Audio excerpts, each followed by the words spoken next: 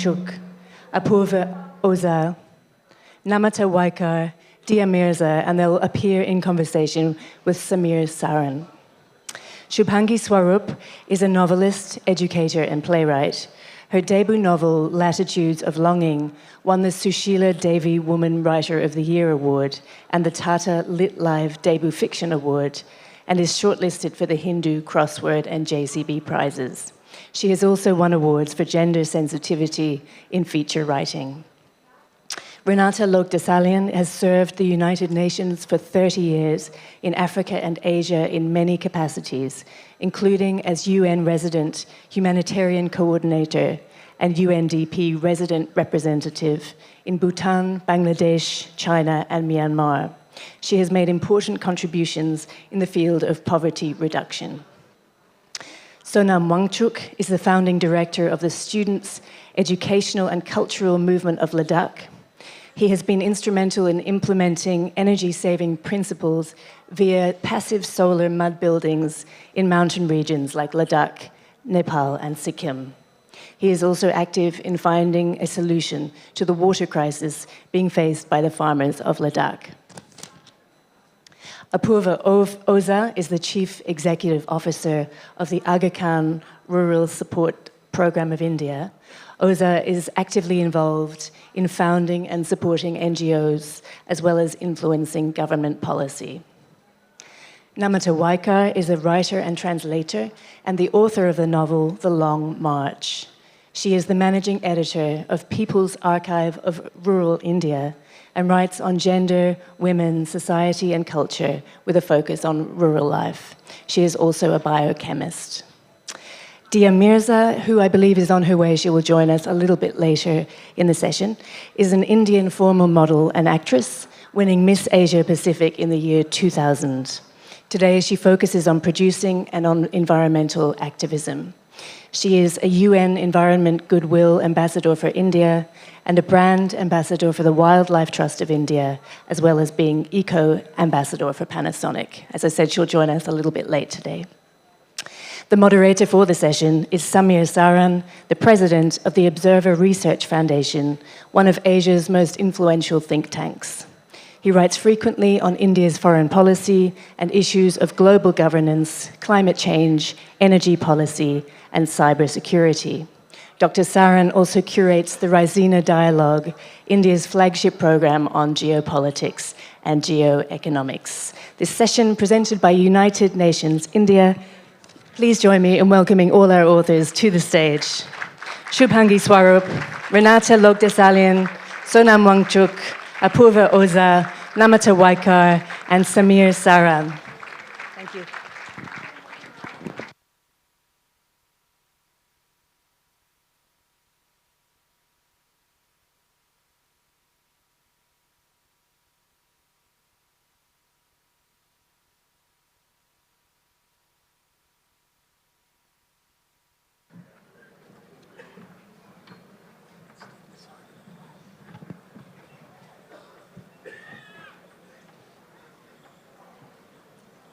Hi, good morning, and welcome to this most important morning conversation on the climate emergency that we all are faced with, confronted with. I think even as the world fumbles and stumbles in putting together any sensible framework to respond to this most important planetary crisis, communities are being implicated and are responding to what's happening. I mean, we've seen most recently climate questions being on the news because of the fires in Amazon, in Australia. We've also seen droughts and changing weather patterns in the news more recently.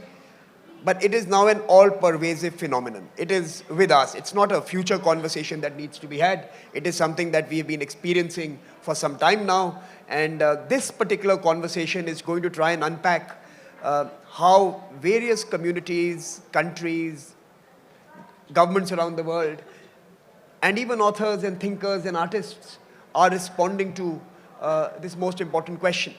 What I'm going to try and do is tease out stories from this morning panel on the stories on how the communities they engage with are responding to this phenomenon. I will also quiz the United Nations rep here with us on how can we get the UN to get its act together and perhaps convince countries to work as a collective on this issue. And we will have Dia join us a bit later as her job as the ambassador of various organizations and advocating certain issues. How is she finding response and how is she finding the job that she's been tasked with? So let me first start with Sonam. Sonam, besides being the inspiration for movies, blockbuster movies, you are someone who has changed the way of lives of the youth in the communities you engage with. How is the mountain implicated by climate change? And how is the mountain community responding to that? Thank you. Thank you very much, and a very good morning. So up in the mountains, across the Himalayas, particularly in Ladakh, our glaciers are melting away, and because of that, in springtime, we anyway always had a water shortage. Now it's becoming droughts. I know at least 2 villages where people had to abandon the whole village because of water. And these droughts are followed in autumn by flash floods now. In 2006, I went to volunteer in one village where houses were washed away, people died. And when I asked them when was the last flash flood, they didn't remember. The same village in 2010 had the next flash flood, 2015 the next after that, 2017 another. So they're becoming as frequent as that. No? Now, we in our school have been for the last 30 years trying to live in harmony with the earth by building mud buildings, natural materials, solar heating, and solving these water issues with artificial baby glaciers that we could make our own glaciers if the natural ones are going.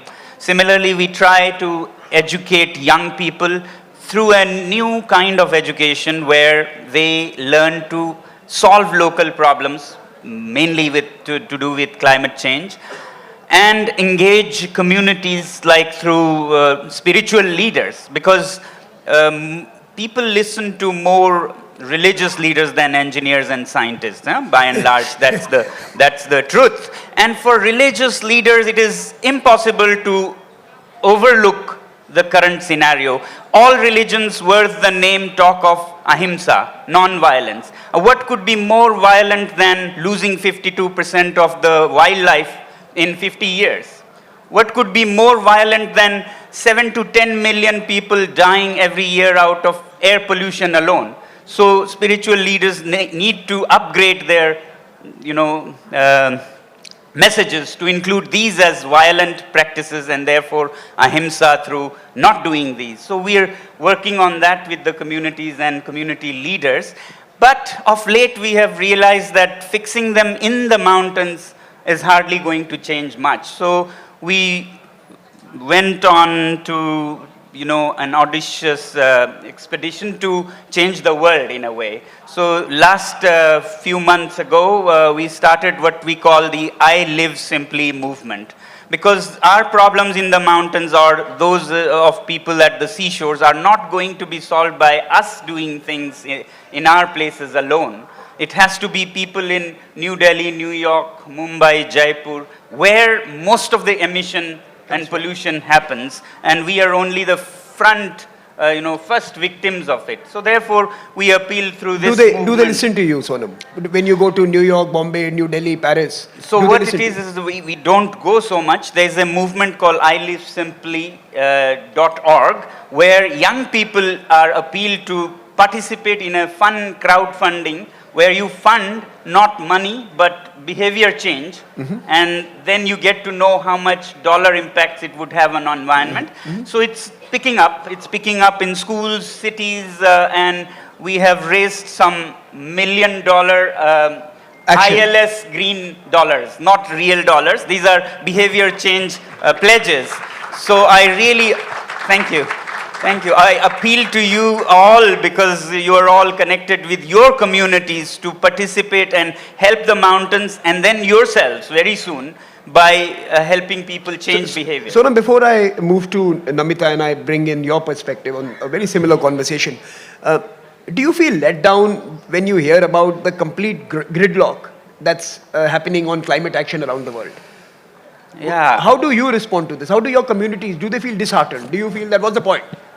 So more than disheartened, we take actions like this one that I described, where masses can associate themselves, and if they are sensitized, that's when governments will respond to things. Okay, great. And Namita, while you do quite a bit, you are here as the managing editor of the People's Archive of Rural India, and you have been chronicling a series of stories that is eventually going to come in the form of a Human Development Report this year with the United Nations, UNDP. And you have chronicled stories from coastal communities, rural communities, women-led community actions. Can you take us to a different part of the climate story and perhaps to the coastal regions and tell us how is the coast responding to all that is happening? Yeah. So, good morning. Thank you all for being here. So Pari's nationwide coverage of the climate change stories is a UNDP supported initiative, as you rightly said. Now, this started actually over a year ago when we received the concept note from them, which is part of the Human Development and Poverty Project in India. So among the different communities and regions that we cover, the arid, semi-arid regions, farmers, pastoralists. We also cover the fishing communities in rural and urban areas. So in the rural areas, there are communities in Tamil Nadu where they are seaweed farmers who dive into the seas, and they find that the seaweeds are going down in numbers and that affects their livelihood. And they would eventually have to find alternate professions. Similarly, the inland fisher community in, say, places like Delhi, they find that when they fish, they find more dead fish in their catch. And one of the things they said, which is very heartbreaking, is that we put our last net at 9 p.m. and then early in the morning at sunrise, when we pick it up, we get the freshest of the dead fish. Freshest of the dead fish. So I think the cleaning up of our rivers and keeping our seas, coastal areas clean is probably, and keeping sewage and industrial effluents out is probably one human intervention that we could do to try and recover some of this lost mileage. One fisherwoman said that some of these species of fish which we no longer see in the fish, we can only see them on the Discovery Channel on TV. So that really tells you how bad things have become. Then there are pastoralists in eastern and western Himalayas. There is a Brokpa community. Now some of them have sort of use their ingenuity to overcome some of the challenges. They have crossbred yaks with highland cattle, and they've developed a species which is more hardy and which can sustain higher temperatures at that region. So people are using their ideas and creativity to try to sustain their livelihoods and try to make better of the situation. But unless we intervene and correct the wrongs over time, it's going to be very difficult. Namita, in your interactions with these people, these folks, what are their expectations from governments, from their state government, from the central government, from any international government? So one example I'll give is of a story I worked for the sheep breeders in Kutch region. Now they find that the monsoons are delayed and they travel most of the year and they return to their villages only in when the rain reaches their village. The difficulty now is that grasslands everywhere are shrinking because of drought, but even the pastoral land within their villages has been taken over by influential landowners. or it has been taken over by governments under the pretext of planting trees, which doesn't really happen, or if it happens, the trees don't survive, and then they have another project for planting trees. So it's a scheme for, you know, making money. And they say, where do we go? Because we are told, you know, there are borders and fields and compound walls which are built, and they tell them that if your sheep come into these fields, then we'll catch you and put you in jail. So one of them, Karabai from the Jatawada village in Rapar Taluka in Kutch, he said, I'm telling you all this, I don't know whether it will have any impact, but if you're going to listen to me, and if people are going to listen to your stories about me, and if they do something well and good, otherwise, you know, he raised his hands, otherwise I have to depend on God. And do they relate their current situation to this big debates on climate change? Are they really acutely aware of what's, you know, the bigger question, or are they living their, you know, the local existence more intimately? They are aware that changes have happened. There are industries coming up. There are encroachments on grasslands. The crops are changing, which is affecting the biodiversity. They don't use the words climate change, but in their words, in their stories, you understand that they are telling you the real stories, and telling our stories through their lives and words. It's also good journalism, as well as from our research and from our studies that we do with interviewing scientists, we find that their stories are verified and validated by the scientists that these are impacts of climate change. Thank you. Apoorva, as the Chief Executive Officer of the Aga Khan Rural Support Program, you have also been engaged on working with communities for a while now. I would like to know your stories and your programs generally, and how are you responding to what is clearly now something that is implicating daily lives quite significantly? Yeah, see, one of the things which is, so there are two parts to the whole climate change thing which you see in rural areas. One is the more dramatic one, which is, you know, for example, we have an area in Surendnagar in Gujarat, which is called a drought-prone area, and it's had 2 floods recently, and, you know, communities are dealing. Or in Bihar, which is flood-prone, where it has seen about 6-7 years of drought, and groundwater tables are going down, and farmers don't know where to go. So that's one of the slightly more dramatic one. The government notices, media notices. But what is more difficult for farmers to cope is the changes which are happening in a very subtle way. So year after year, the rains come late. So they are all ready. And the money, if you know a farming community, the money, the fodder, everything is stretched. It's stretched in the whole summer month where there is no work, there is hardly any money, there's no fodder for the cattle, and they're just waiting for the rains to come. And the earlier it comes, then they can deal. So they've got that whole system for hundreds of years. And then the rains don't come. And they come late. And then what is worse, which is happening, is they've got all the crop, kharif crop done, and they're ready for harvest, and then it suddenly rains. And I've been looking at the data, and what we call the onset of the monsoon has been delayed over the last 10 years by about 5-10 days. And the departure of the monsoon has been delayed by almost 1.5 months. So instead of departing by sort of September 1st of first week, the last rains are now in mid-October, where, you know, the crops are ready for harvesting. They're lying there, and suddenly it rains, and what do you do?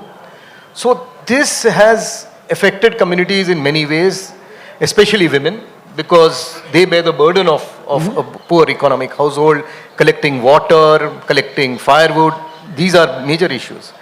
What communities and what we are doing along with communities is about 4 or 5 issues. We've realized that this high input agriculture, high cost of fertilizers, pesticides, that puts the farmers on a back foot because you've invested up front and then the returns don't come. So can we move to a low investment agriculture? So a lot of organic, sustainable agriculture movements, and the traction is very high. You know, very commercial farmers who wouldn't listen to us are now agreeing that yes, this makes sense. Second thing which is happening is that farmers are shifting to solar irrigation in a way which we never thought possible. People are taking loans, so moving that. Third thing is women are forming strong collectives. women are finding that individual households cannot cope. You can't cope with this major crisis. So the best way to cope is to form a collective. You may start with a savings group, but then you start addressing all the problems, including the agrarian problems in the village. And what do? They have realized that everything else depends upon rain, but small livestock depends least on rain. So if you have goats, if you have poultry, then they are not so affected by rain. So that gives you an alternative income when everything else fails. So that is what's happening in a very major way in most of these areas. And farmers are also now adopting sustainable. So we've got cotton farmers. We've got about 6,000 cotton farmers who have taken to organic agriculture in Madhya Pradesh, or a large 10,000 farmers who are going in for drip irrigation to reduce their water footprint. So I think farmers are, so they don't call it climate change and they don't see that. But their traditional coping mechanisms, changing patterns are disturbing them, and they are intuitively coping. But mostly the good part is they are not coping as, or we are encouraging not to cope as individuals, but as a collective. So I think that's what's happening. And how are you changing, how are you seeing the changed appetite in the business sectors, the foundations in terms of investing in creating these new communities of resistance, of reform, of change? So again, it's a sort of mature foundations who realize that the work which is now needed is transformational in nature.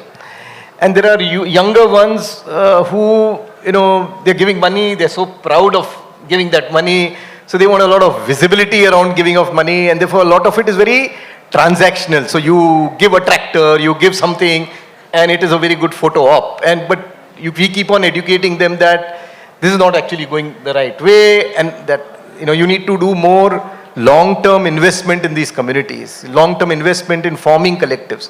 So I think they're getting there, but it's a long journey, and a lot of education will have to be done, both by the media, by policymakers, that if farmers are taking to organic agriculture, what happens to a farmer who takes organic agriculture? First 3 years, his yields do come down, then they stabilize. So how does he deal with as such he's not earning much, and for 3 years he's going to even earn less. So shouldn't he be compensated? You give huge fertilizer subsidy. We have no problem in giving fertilizer subsidy. But when a farmer doesn't use fertilizer, then he's left on his own. So we are saying that compensation mechanisms... No, I should not be asking you this question because I don't want you to get into trouble. But you also use the word policymaker. How has the policymaker's approach changed over the years? It's a bit of a... mixed bag. Mixed bag. So there's been a lot of support, for example, for the solar part. So that part has received a lot of traction. Because it's become attractive. It's attractive. We've committed to SDG goals, etc., and all that stuff. But the support for organic farming, for example, is not as much as it should be. Or I would say the support for women collectives to take up enterprises of their own. We are finding the banking sector lagging very far behind. So, they get tired going time after time to banks to access loans and then filling up forms year after year. That's an issue. So, Renata, I think that's a good segue to come to you. And I think this is generally the refrain. I'm going to make 3 provocative statements. They might be completely untrue, but it's a good way to get the conversation started. Number 1, the banks have not signed on to the financing, to the Paris Agreement. Banks do not treat climate change like they should be treating. They are not lending to countries, they are not lending to companies, they are not lending to individuals in the manner they need to. And that's something that's beginning to impede action. Second, rich countries have not signed on to the Paris Agreement. They have made the poor countries sign that agreement, but they are not implementing their part of the bargain. And number 3, the United Nations is incapable of making anything happen on climate change. Thank you, Samir. Good morning. No, great questions. And namaste and a very good morning to all of you.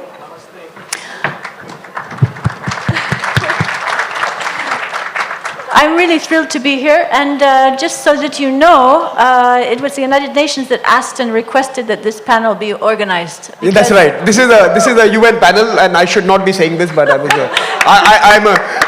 a terrible guest. So, Renata. Welcome, Dia. Wonderful to have you. Thank you for joining us. I don't have a mic. You have a mic there. Can you all hear me?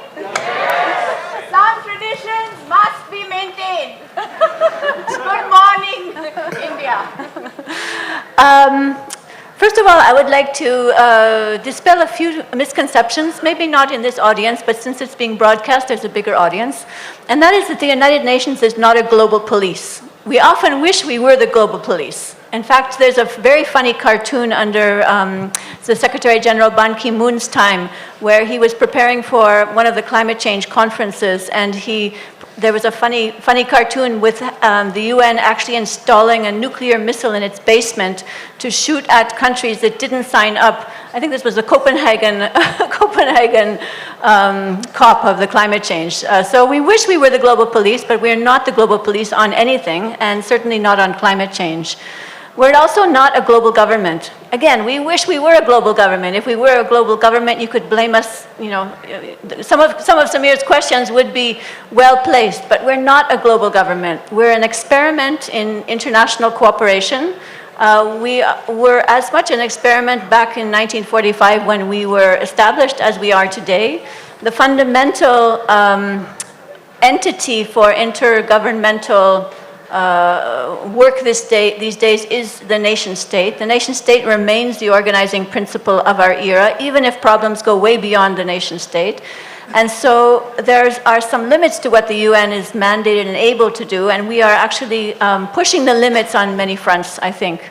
So what are we if we're not the global police, if we're not a global government? Basically, we're a set of norms and standards. The whole international human rights regime came up through the UN, and the UN is the custodian of it.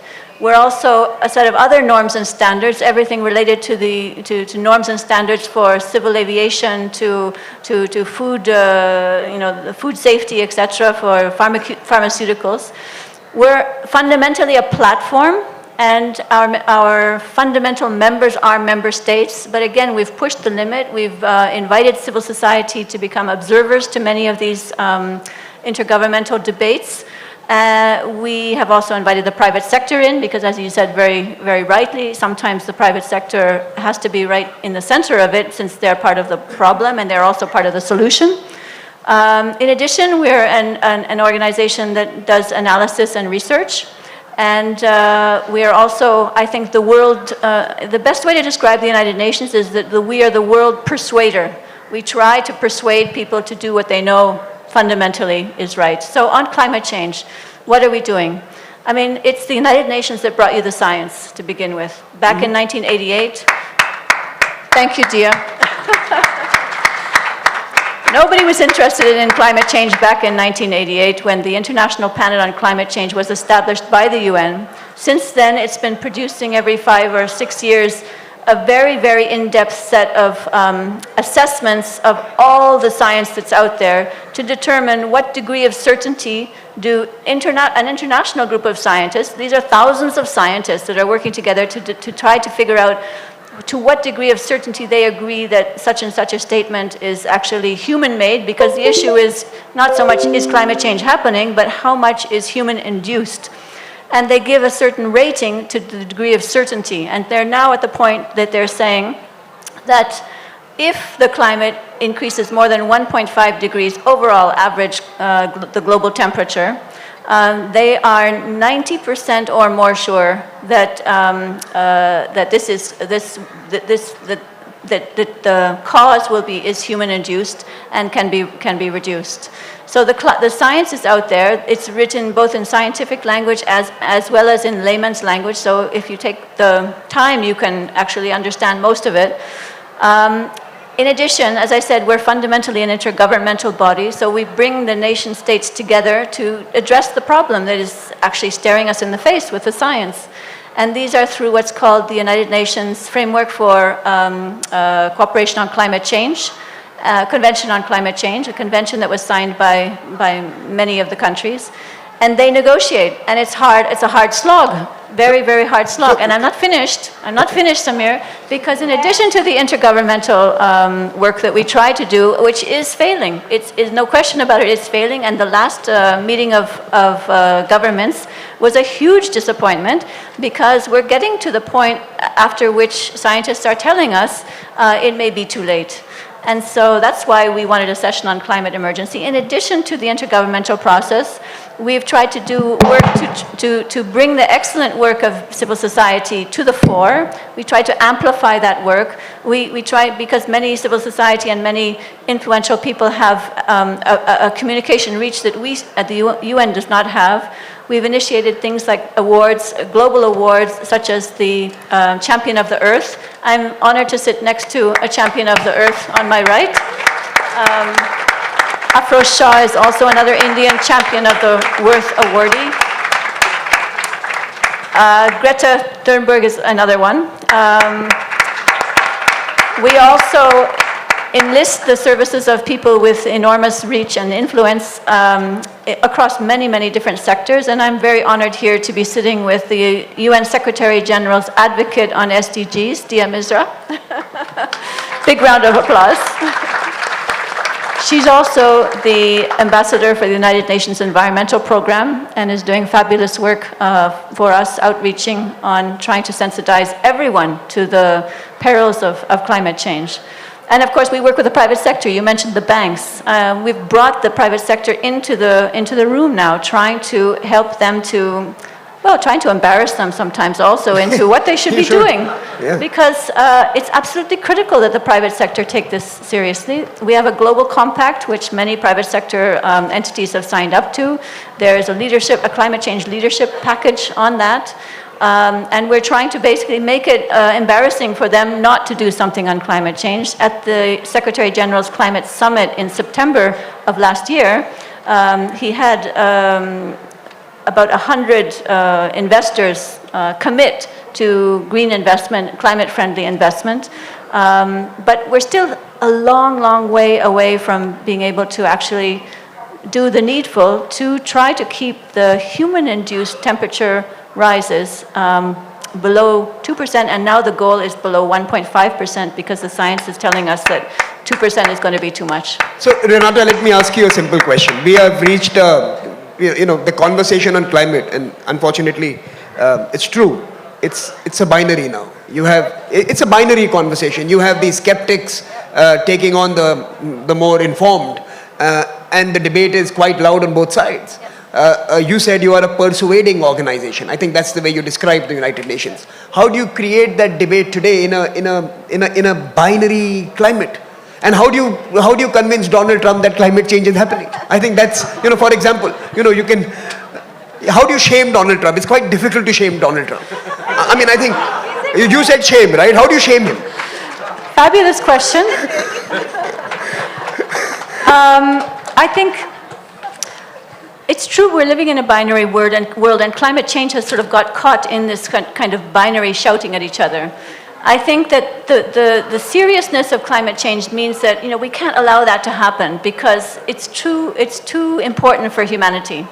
And what I would say is that fundamentally, looking at it from a binary perspective, for or against, I believe in climate change or I don't believe. I mean, it's not about belief, right? It's about science.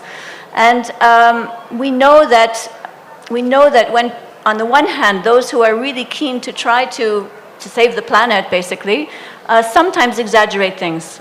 Sometimes, for example, weather-related events get classified as climate change, and then that we give fodder to the climate skeptics. So I think one thing that's important is for all those who are working so hard to try to ensure that governments and private sector and everyone actually pull their weight and do the needful to keep our climate within the boundaries that the scientists have told us is needed for the Earth to survive. I think it's important that we be very rigorous and we don't give fodder to the skeptics. And I think we need to build bridges. I mean, I think that a divisive kind of shouting at each other from extremes perspectives will never get us anywhere. So we need the enlightened, climate advocates and the enlightened, well, I wouldn't say the enlightened skeptics, but the skeptics who are reasonable and open to dialogue. We need to find bridges to actually talk. It's not just on climate change. We need that for everything in this world today. And I hope that the UN would be a place where that could be happen. But the UN is getting more and more frustrated. Fair enough. And I think your investments in forums like these, conversations like these, helps you build those bridges. I'm going to come to Diya in a bit. Let me first come to Shubhangi, who's been hearing this conversation since the morning. A novelist, and your latest book is called Ecological Fiction. Yes. That's pretty much a story about the non-sentient speaking up on their relationship with the sentient. Is that a fair description? You should never ask a writer what is a fair description of their novel, because it's taken me 7 years and 300 so tell books us, to tell us figure about that this. Tell us about this novel. Yes. So, firstly, it's very interesting to hear this conversation, and I think as artists, we should take a lot of the blame for where we are right now. The way we tell our stories is fundamentally skewed. It has to just sort of, get down to the flesh and bones of storytelling. Such limited cause and effect, someone, if she threw a glass down, then I do something. And we cannot write about nature in this limited cause and effect. It's a limitation of the mind when you just think of 3 days and just think of one human action in isolation of everything. But unfortunately, our stories have become, I won't say human-centric, they've become kind of self-obsessed and obnoxious as a species, We don't look around, we don't talk about the things, we don't have a love and appreciation of, I won't even say nature, the universe, the sky, anything in our stories. So, this binary between the skeptics and the advocates also exists because of the kind of stories and films we are watching. Where is the basic love? I don't need to believe in climate change to know that a blue whale has its own, role in the biodiversity and the ecosystem, or a mountain has inalienable rights like me. Folktales also do that. So what happened? That's what Mr. Ghosh speaks of. What happened? Where did our imagination get so skewed? Human history began in Africa, but not at the origin of life. These are also questions we need to ask in our own capacities as thinkers or artists. I tried to write a novel where a geological fault line is the narrative thread and not human lives. So it begins in the Andamans, it goes to Myanmar, then Nepal, and then it ends in Ladakh. I realized I had to do a full cerebral shift to tell a story in this manner because there are so many interlinkages. I realized how ridiculous a border is. Political borders, when we are speaking about, problem solving locally, how do we think globally? One of the problems is we tell our stories with a big fat border right in between. Nothing changes if you go to the other side. Nature is the same on both sides. The biodiversity of Myanmar and Andamans is closer than maybe say Andamans and the mainland. And I'm not a scientist. When I discovered all these things, I was like, what, really? For example, in Ladakh, we have shells which are older than the Himalayas. And that tells a very different story. To me, that was a mind-blowing thing that, oh my God, this little tiny shell carries much more history and much more curiosity and wonder than many of the human lives I've been chasing. So I had to reorient my brain to look at the crabs and the leaves and the climate to not tell a human-centric story. And that is my attempt as an artist. I don't know how far it succeeded or not, but I feel we all have to do our bit in this. Folktales have done a much better job of this than the modern novel. So we may have to start looking at, alternative methods also. What we call the alternative methods. And even this problem of genreification, ecological fiction. What is realism? Why is realism the dominant thing in what I write, ecological fiction or magic realism? Then, then that means that realism is unmagical and devoid of nature if a genre like this has to exist. So we have to start fighting at the foot soldier level. Whatever we do in our lives, we have to start getting more inclusive, in my opinion. And these binaries will not help, and they exist because we as scientists, thinkers, philosophers and artists have supported these binaries for far too long. A quick intervention, Renata, right? And then I'll move to Diya. I think that's a really profound set of observations, and I just wanted to share a very short story. I had the privilege of working in Bhutan for 4 years at the point in time when they were introducing democracy, and they were trying to decide what kind of electoral system they should adopt. And someone from the Bhutanese system came to me and said, Renata, this is all very well, all these different electoral systems, but which one will help have a voice for the sentient beings that are not human beings? What electoral system will represent the plants and the meadows and the mountains? Yeah. Dear, how do we give voice to the mountains and the lakes? And as the UN ambassador for everything, because I've seen you've been, SDGs basically is human life. I think if you look at those 17 goals, or 16 of them literally cover every aspect of our existence. As the UN ambassador for everything, how do we create a better narrative, tell better stories, create better conversations, and perhaps create a better world? I think that's the simple task given to you. Listen to children, बच्चों की बात सुन, बच्चे सब जानते हैं, आज के बच्चे सब जानते हैं.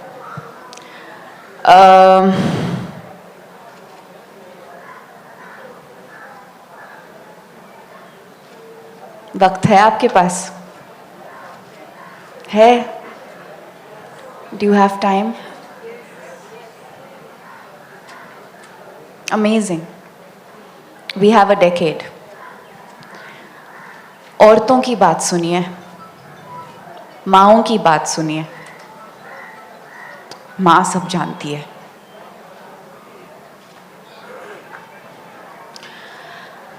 Renata,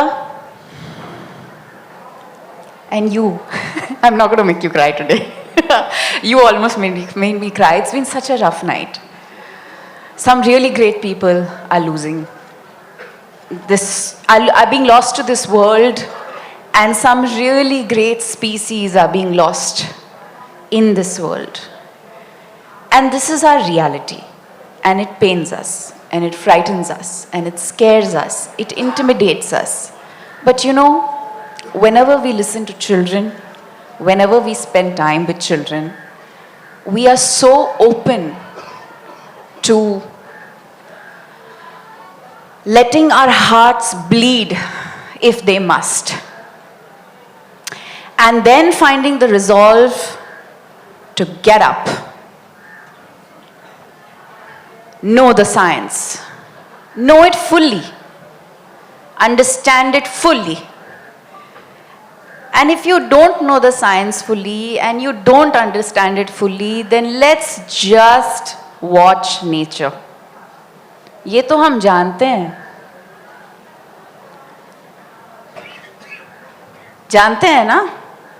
किसे पूछते हैं हम? Who have we worshipped? What have we worshipped? Every ancient indigenous tribe, every ancient civilization, every ancient culture. Our children are that voice. That voice. That voice that reminds us that we are one people, one planet, one home, एक घर, एक पृथ्वी, एक लोग. मैं रात भर सोई नहीं. कल हमारे देश में खुशियां मना रहे थे हम. We were all celebrating Republic Day on the beach, cleaning up. We had such a wonderful, bright, beautiful morning. It was so energizing. We spent it with children and grown-ups and singers and rappers and musicians, and we felt so alive and so beautiful and so honest and so decent.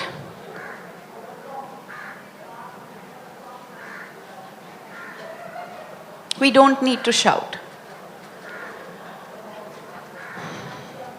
We just need to do our work. We just need to keep doing our work. I have low blood pressure. I woke up at 4:30. This metal bottle that I've been carrying for the last, I don't know how many years, it's quite battered, has electrol in it. You know, children start taking care of us from the day they're born. They do. They really do.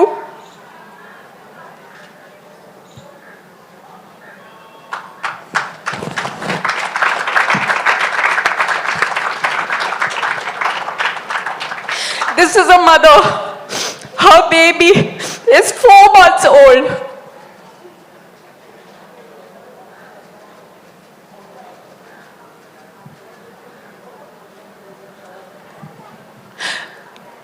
Don't hold back from being an empath.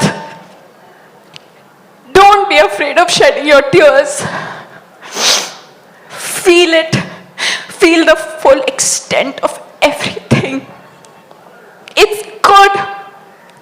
It's good. It gives us strength. It does. And this is not a performance. Thank you. I don't need paper.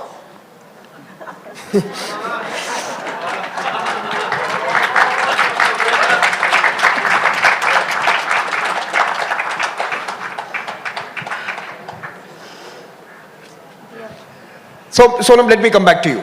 You've heard a few interventions this morning. I'm going to come back to you again. No, no, please. Now you just stay with the rest. You don't need to come back to me. एक तो सवाल पूछूंगा, मुझे पूछने नहीं दिया अच्छा, आपने। बाद में मैंने प्रिपेयर करके आया तो बहुत बोल दिया यार, समय कम हो रहा है, आप लोगों का फेस्टिवल चलना है। अच्छा, सोनम, देखिए बच्चों की बात सुनिए. Listen to your children, listen to your mother, listen to your ancient wisdom. Mountain communities, you have ancient wisdom on managing. How is that being integrated with modern science? Are you seeing that integration take place? Traditional knowledge, modern science, contemporary response. Well, ancient wisdom, if you look at the origin of all the religions and spiritualities, was nature worship. Correct. I think they were much wiser to worship nature rather than us exploiting nature. And I really think three institutions that could really make a difference in these times. One would be spirituality, religions. As I said, people are more hooked to religions than scientists. So we need to influence them and bring this violence to nature as a form of violence.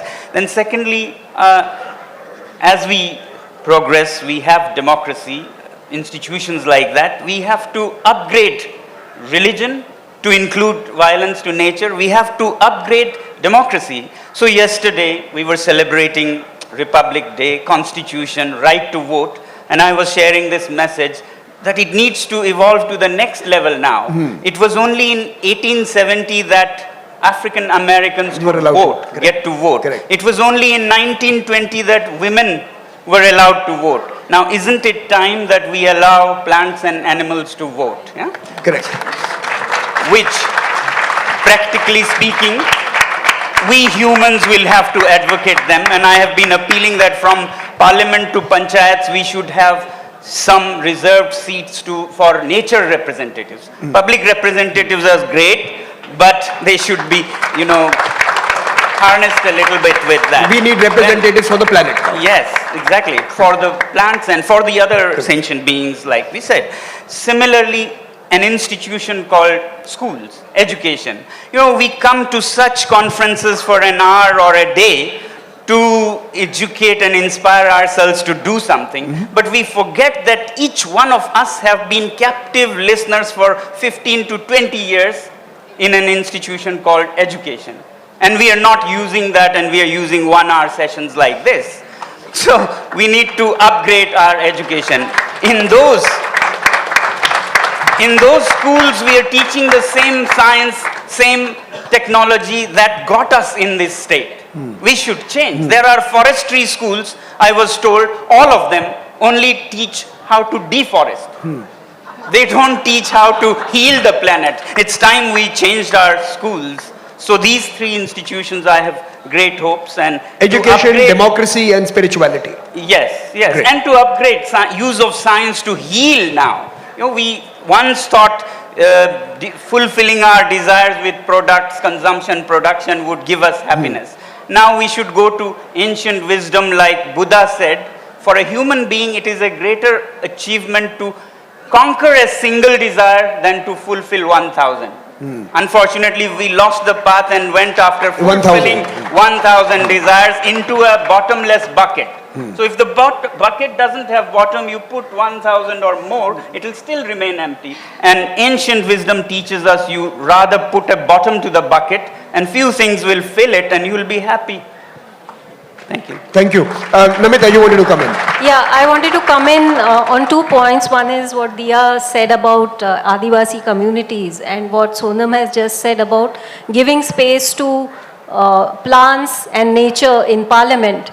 Now, in one of our stories from Odisha, the Adivasi communities in Rayagada district of Odisha, they were actually nurturing the biodiversity, keeping the seeds, but that may not be sustainable for them because of poverty. So now they've started growing cotton, which is a cash crop. The amount of cotton that has grown in that area in the past 1 or 2 decades is 5,200%. So if they were to continue instead, taking care of the biodiversity, preserving the different varieties of seeds, are we paying them for it? How do they get out of their poverty? And I think that's a political and social and economic question that we have to address in Parliament. Why would they start cultivating cotton, which is not something that comes naturally to them? But they are having to do it because they also need money to survive. Instead of encouraging them to take care of the biodiversity, we are taking away lands. Incentivizing them to act in another manner. Yes, and we are also taking away their land for industries. So, I mean, this is a very serious question. What has already happened in Marathwada and Vidarbha, with our eyes open, we are going to see it happening in Odisha. So, you want to come in on this? There's a mic there. No, I wanted to comment on 2 things. One is, when we talk about climate change, because the problem is so major and, it's all happening all over the world and Trump is not doing anything. So what happens is that the ordinary person gets overwhelmed that, it's so big, I really can't do much about it. I can, stop using plastic, etc. But, there is an inner doubt that will this really change anything? And then, and as middle class people who read the media and who, you get into these debates, you get into this sort of slight cynicism.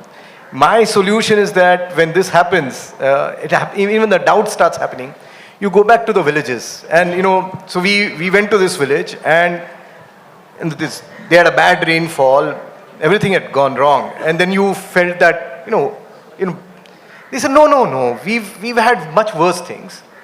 But if we are together, we'll do these small things. I'll shift, I won't do a bore well. I'll go to this. I won't use so many fertilizers, I'll do this. We'll do all a bit. But if we all do it together, things will change. So what we need to do is somehow bring in things, very concrete actions year over year, which each of us on an individual basis can do and then collectively do with each other. I think if we do that, then we'll be very optimistic. Otherwise, we allow this macro problem and the fact that US is not doing anything and nobody's listening, etc., and the banks are not paying attention, allow it to overwhelm us. The second institutional issue which I would look to change is there is this obsessive focus on measuring everything in economic terms. So if I write a proposal, I have to write proposals to work. So the only thing they ask me is that, okay, will you double the farmer's income? Will you do blah, blah, blah? And I'm saying, listen, yaar, mujhe pata nahi hai, if the rains are not on time, how do I guarantee I will double anybody's income? In 5 years when there is 2 droughts, 1 flood, 1 this. All I can tell you is they will protect nature, they will sustain the environment, they will not overexploit groundwater, they will grow more trees. This I can do with the community. But whether all this will then suddenly double their income, I have no blooming clue. So we have to rechange the way we measure, measure progress and success and progress everything. also. Great. So I'm going to have short interventions from Shubhangi and Renata. I want to come back to Diya and then close the session. So Shubhangi first.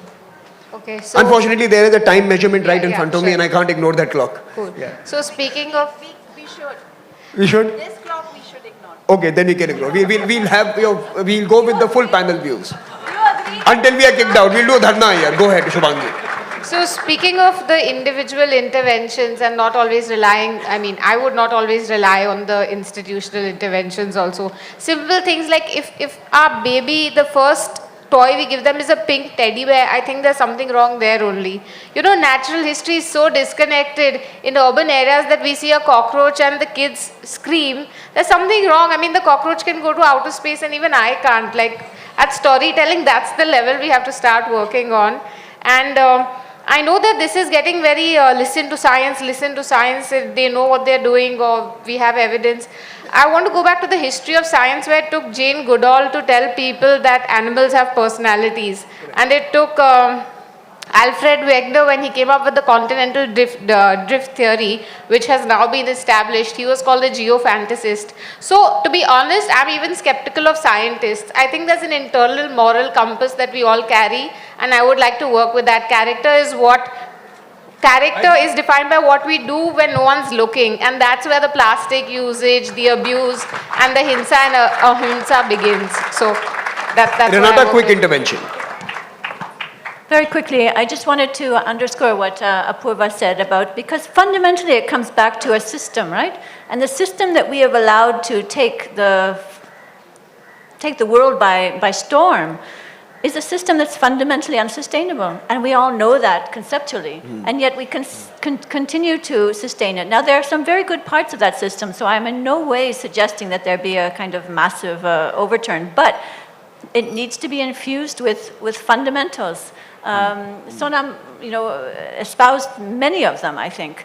And so I think that the measurement has to also be aligned with the kind of system that we would like to see, one that is just and that is respectful of the planet, respectful of each other. And I think that that requires us to at least attempt, we'll never be able to do it perfectly, attempt to measure it in a correct way. And behind the whole thing, quite frankly, is something that's lurking in the wings and making it so impossible to change, and that is inequality. The inequality in this world is absolutely unbearable, and it keeps getting worse in many respects. So until we can actually tackle that and put some limits on that in terms of what's just, I think it will continue to be very, very difficult to get on top of issues like climate change. And finally, I just wanted to remind you, Samir, that the reason that UNDP engaged with the organization PARI was to actually appeal to people's, the best part of people's human nature, which is to basically document real stories of how climate change is affecting people. I know that many on this panel are actually involved in real stories, but we have a partner that is in the rural areas, out on the beaches with seaweed divers, and there's a little teaser of this film that we wanted to share with you, so I just wanted to remind you that. We'll have that teaser, but first I'm going to get Diya and I'm going to make a statement before I go to Diya. Diya, something you mentioned actually struck me. A decade ago, we were doing a study, a bunch of us in Cambridge, both the Cambridges across the Atlantic, and some of us in the emerging world, on how are we shaping consumer behavior. And आपने बच्चों को आपने centrality दी आज, and I'm worried about हमारे बच्चे कैसे सोच रहे हैं और हम क्या कर रहे हैं बच्चों को ये सोचना सिखाने के लिए.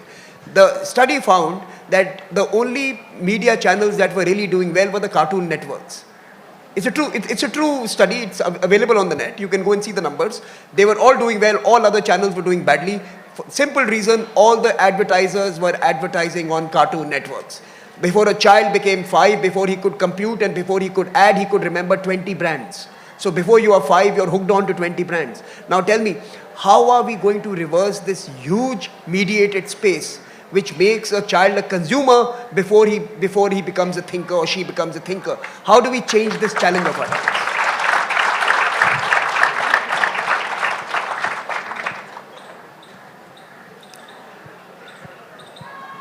May I make it personal? May I? Thank you. I went to a school called Vidyaranya High School in Hyderabad. It was founded by a lady called Shanta Rameshwar Rao. Vidyaranya means forest of education. And Shanta Rameshwar Rao, Shant Atama, was somebody who revered nature, loved children. We had big banyan trees, big open fields, a hill that we would go and bird watch on, friendships that have lasted a lifetime.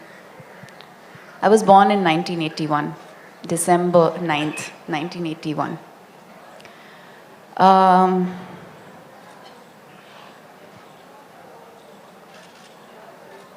हमारे पिताजी का नाम Frank हांद्रिश था. उन्होंने एक road trip की थी Germany से हिंदुस्तान के लिए. He traveled from Germany to India by road, stopping in different countries, engaging with different people, doing a photo journal, documenting this. Max Miller Bhavan had invited him to India to conduct workshops with teachers on how to teach.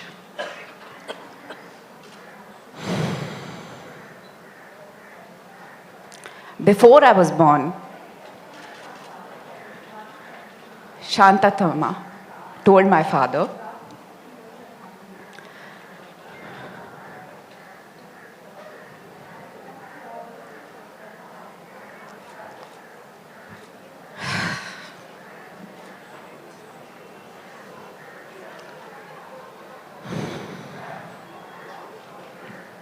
this child will come to our school.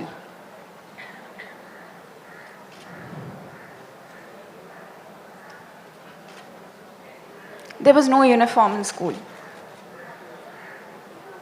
We used to celebrate sports day. We didn't have exams till class 7.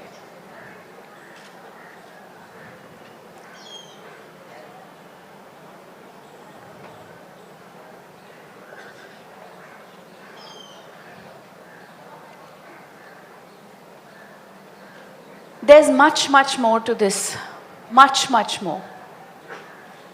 If we only open our eyes and start to see the world from the lens of a child, our mind will be open to creativity, to solutions, to technology, to spirituality, to well-being, to equality, to fraternity, to justice.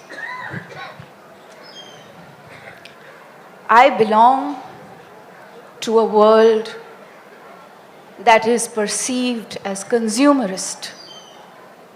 It is, but it is not completely.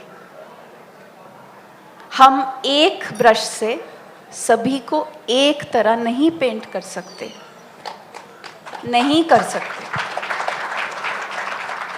हम सब अनेक है, अलग है, एक है, एक पृथ्वी. और ये बच्चा बच्चा जानता है. इस देश के कोने कोने में बच्चा जानता है. इस दुनिया के कोने कोने का बच्चा जानता है. Have you ever seen a child in a conflict zone? Have you seen visuals of a child in a conflict zone playing? I've seen children smile and laugh.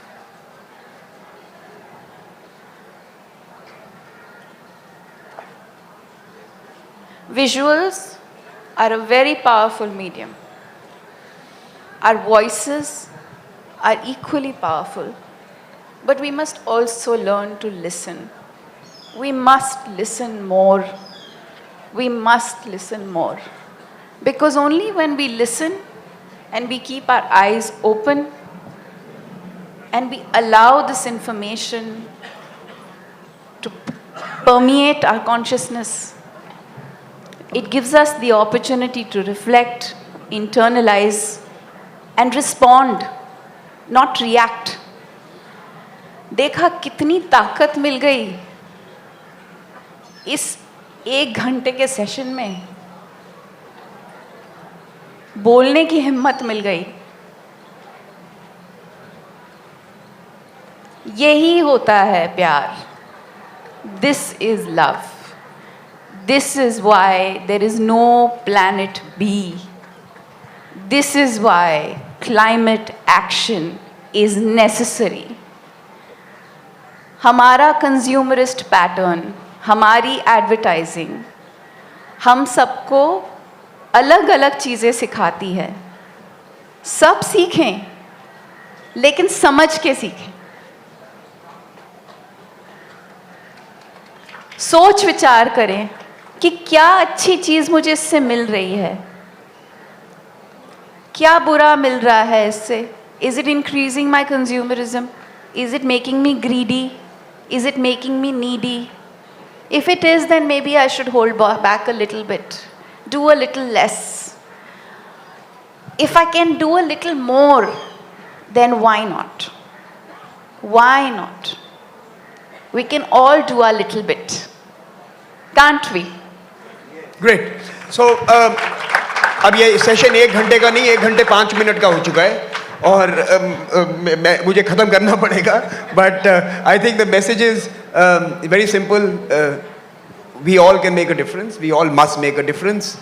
Respond to the moral compass, your ethical moorings, the childlike reality of yourself, which always remains with you. Wander, and continue to enjoy the planet, love it, and nourish it. And let me end with this by asking you all to join me in applauding this wonderful. And of course, reduce inequality. Most important, I think we are all the same, and we must remain the same, and we must work so that we remain different while enjoying similar benefits and access. And Do you want to have some fun? tell me, 1 घंटे 5 minute से 6 minute हो गए. I won't take more than 2 minutes. 1.5. But 1.5? What do you say? go ahead, do. No? Okay, thank you. Actually, just before we close the session, we have a quick presentation to make on stage. Yeah. Dashmeet Singh, known as Dash, is an international contemporary artist from Delhi. And he's spreading awareness on climate change and sustainability using his art.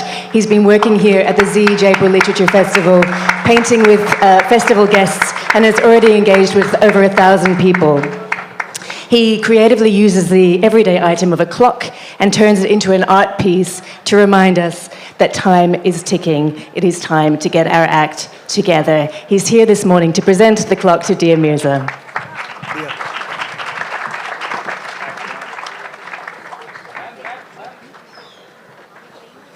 The video clip. I believe we have a video clip to show. Again, they reminded you panel time is up.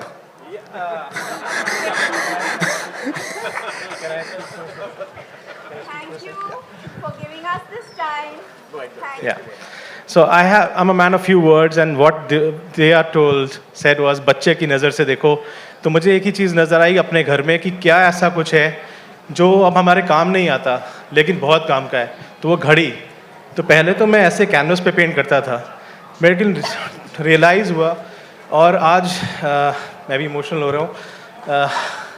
What दिया said was time. मुझे इससे ये लगता है कि time, एक ही message देना चाहूँगा हमारे पैनलिस्ट को इस प्लेटफॉर्म के ज़रिए, सारे पॉलिटिशियंस को. Guys, what, it's time to get our act together. समय की कमी है. Thank you, Dash. Time is indeed up. We have to do a turnaround on stage and go into our next session. Please join me in giving a very, very warm round of applause for Shubhangi Swarup, Renata Lok-Dessallien, Sonam Wangchuk Apoorva Oza, Namita Waikar, Dia Mirza, and Samir Saran. This session was presented to you by the United Nations, India.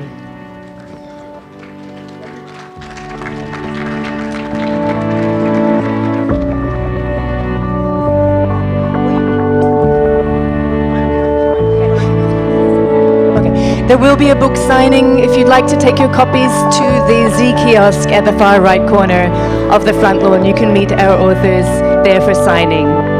The next session going on here in 10 minutes is The Swerve, How the Renaissance Began and the World Became Modern.